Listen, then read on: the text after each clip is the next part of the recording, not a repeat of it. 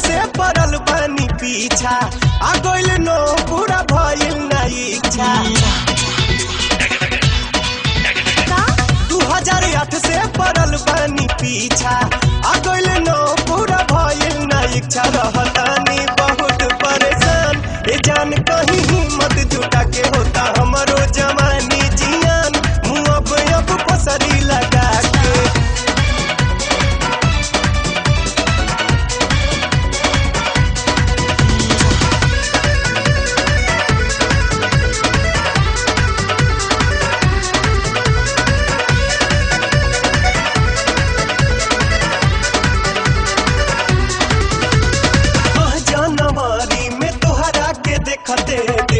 हनी हम दिल हो।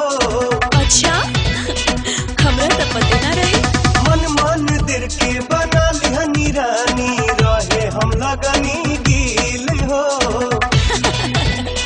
सचो हर बारी में कहना ही पैनी मार्च में मन मर रह गईनी तले अप्रैल में आई इम्तिहान गिरह गईनी कसमसा के होता हमरो जवानी फसरी लगा के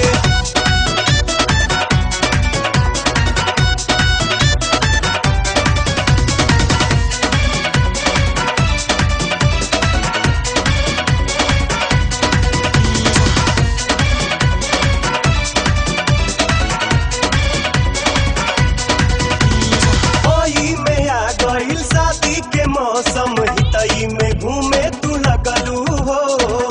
हाँ जीजा घरे गई रही सोचली तू आ जाइबू 2-4 दिन में पूरा महीना तू रहलू हो। हाँ फिर बुआ घर चल गई।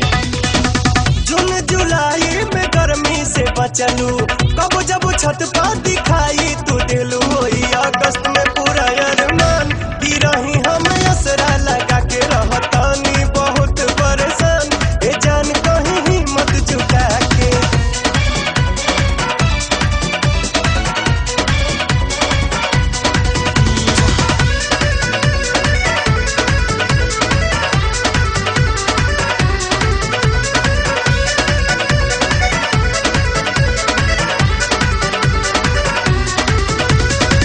चल सितंबर में पूरा न भइल प्यार के असर न भइल हो।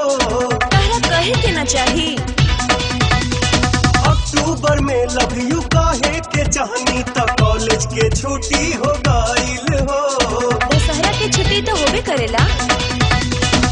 गोरी नवंबर में नंबर लगा दा हमरा के अपन हीरो बनल हो जा पवन पतू में हरगान रखब हम रानी बना के होता हमरो जवानी जियान मुँह न तो पसरी लगा के 2008 से पड़ल बनी पीछा आ गइल नो पूरा भइल ना इच्छा रहता